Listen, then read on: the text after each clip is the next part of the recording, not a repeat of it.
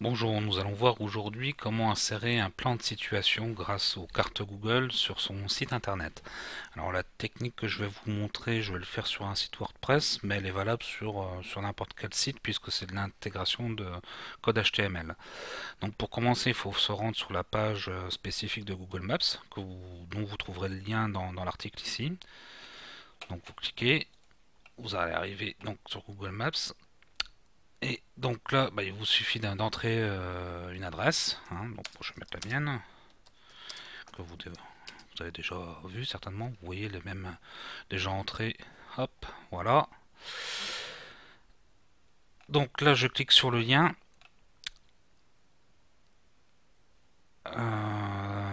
Et vous verrez que donc là, vous avez deux façons d'intégrer. Enfin, vous avez deux possibilités, soit d'obtenir le lien directement qui va vous amener sur cette page précise, ou alors pour l'intégration dans votre site, vous avez ce code qu'il vous suffit de copier, hop, et ensuite de coller dans votre site, hein. Donc là, on arrive ici, donc sous WordPress, enfin comme dans n'importe quel autre logiciel de gestion de contenu, faut que vous alliez dans le code HTML, hein. Ne l'intégrez pas directement dans l'éditeur de texte, sinon ça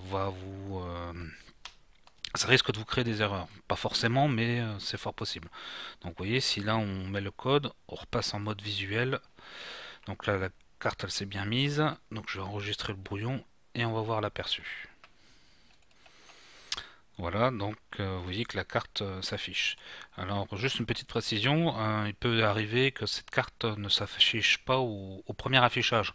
Donc n'hésitez pas à faire une actualisation de votre page, hein. C'est pas parce que ça marche pas, c'est souvent comme ça avec les intégrations de Google, hein, notamment tout ce qui est AdSense, pour ceux qui connaissent. Généralement, le premier affichage ne se fait pas bien. Donc là, vous remarquez que la présentation, elle n'est pas forcément top top, hein, puisque on n'a pas regardé au niveau détail et autres. Donc si vous voulez arranger ça, c'est pas compliqué, hein. Vous retournez donc dans votre éditeur HTML et donc vous verrez qu'à un endroit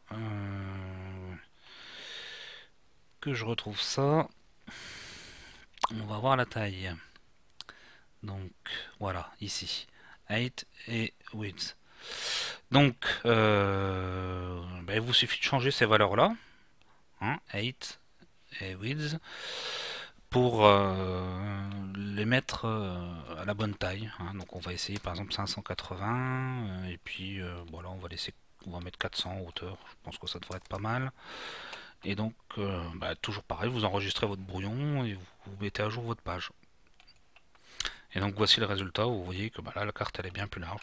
Donc en fait la taille, faut le faire par rapport à la taille de votre page, hein, du corps de texte.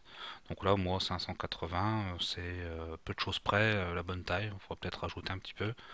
Et en hauteur, après, c'est à vous de voir.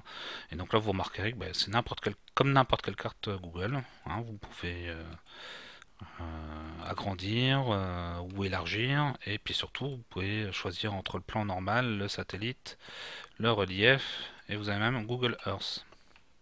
Voilà, je vous dis à bientôt pour un prochain tutoriel vidéo.